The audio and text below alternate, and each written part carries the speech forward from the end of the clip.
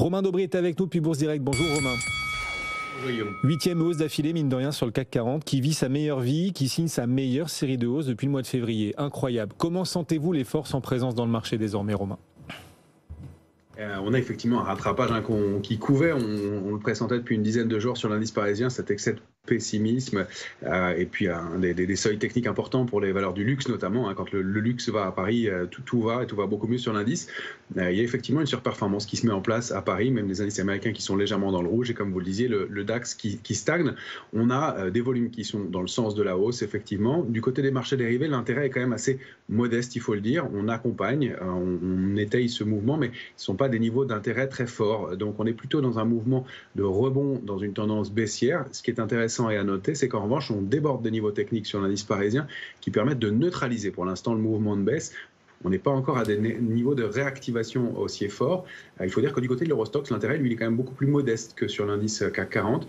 On rebondit, certes, on atteint des niveaux graphiques importants, mais on a un manque de relais peut-être qui pourrait se mettre en place. On a des cibles graphiques qui sont proches maintenant sur pas mal de valeurs dans le rebond qui s'est mis en place. Et un phénomène technique important, c'est que ce rebond est certes intéressant, mais on avait des figures graphiques qui l'indiquaient, mais qui sont petites. Et donc, on peut avoir des extensions encore, mais on n'a pas de figure de retournement haussière de très long terme. Donc, c'est peut-être la base pour construire quelque chose, mais pour l'instant, c'est encore timide.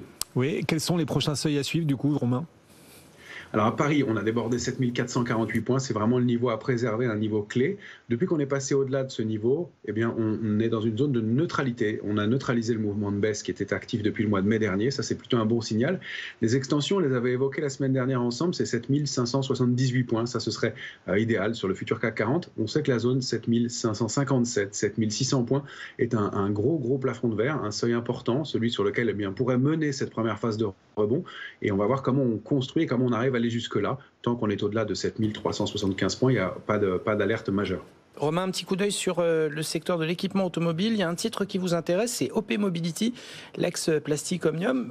Il y a de quoi, le titre gagne pas loin de 6%. C'est plutôt une très très belle performance. Oui, effectivement. Alors, depuis qu'on l'a sélectionné, quand on en a parlé, ça accélère en plus, c'est tant mieux. C'est un titre qui a un très lourd parcours baissier depuis des mois et qui est venu se stabiliser depuis le mois de septembre, au-delà d'un support majeur à 8,04. Ce sont quand même des niveaux qu'on n'avait pas vus sur le titre depuis 2013. Donc, c'est une grosse recovery qu'on espère voir se mettre en place pour l'instant. Le titre a débordé donc ce niveau. Il réagit avec du volume et avec de l'intérêt. Le curseur et le niveau important, c'est 10,06. Si on arrive, on voit 9,78 pour l'instant. Si on arrive à déborder ce niveau de 10,06, on valide une structure de retournement haussière qui laisserait un très bon potentiel d'appréciation pour le titre pour aller chercher une zone située entre 12,38 et 12,50. Donc presque une trentaine de pourcents à récupérer sur OP Mobility qui revient de très loin. Merci Romain, on vous retrouvera à la clôture des marchés tout à l'heure depuis Bourse Direct.